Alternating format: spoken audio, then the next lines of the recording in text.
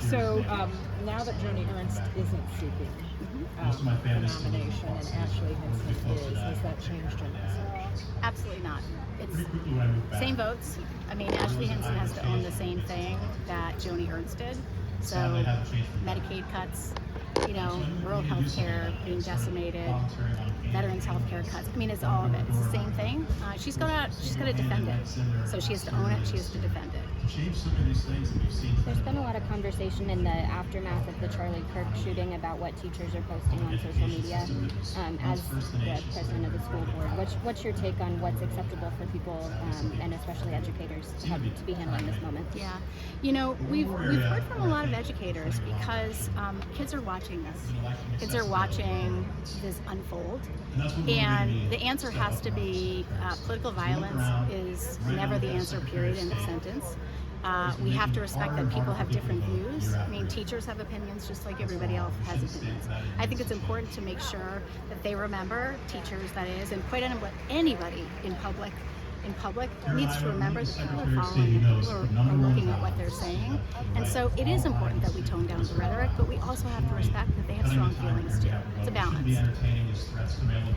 We're possibly headed toward a government shutdown at the end of the month. There's been some talk about possibly Democrats voting for a government funding bill in exchange for a short-term extension of the Obamacare health insurance premium subsidies. Do you think Democrats should take that deal? Yeah. I think wearing my high school government hat, it is very hard to see a budget not delivered on time. So when you talk about all these delays, it is frustrating because we just want people to do their job.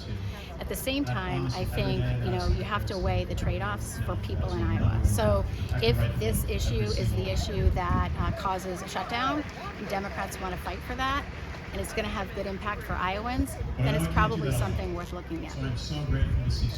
Jackie, you spoke a couple of weeks ago in Clear Lake at the Wingding. That was just a few hours from the Twin Cities where former Speaker of the House of Minnesota, Melissa Hortman, was killed in her home this past week. Charlie Kirk was gunned down. He's been made into a martyr by Republicans. At the beginning of the event in Clear Lake, there was a little bit of an in memoriam for Representative Hortman, but not at the same level. And when people try to make those comparisons or discuss this issue, everybody knows Charlie Kirk. People have to reach for the name of Melissa Hortman. Why do you think he has more attention? And is that fair? What I think is interesting in this whole conversation is that never do we lower flags when kids get gunned down in school massacres. And we are so focused on political rhetoric that it is, we have to tone it down. So we should hold everybody accountable for no political violence.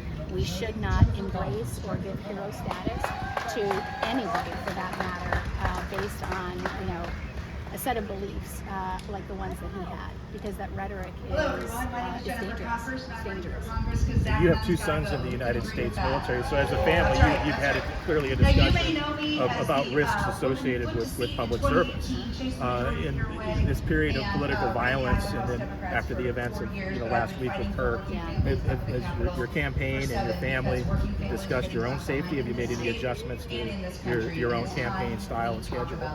No, because I'm not backing down. I think it's really important just to stay the course and engage people and talk to them. So I don't really care if somebody's a Republican or a Democrat or they're an independent. We have to talk to each other. Because if we don't talk to each other, nothing's going to change. And so, I'm putting my head down, I'm talking to people, and I'm not scared at all.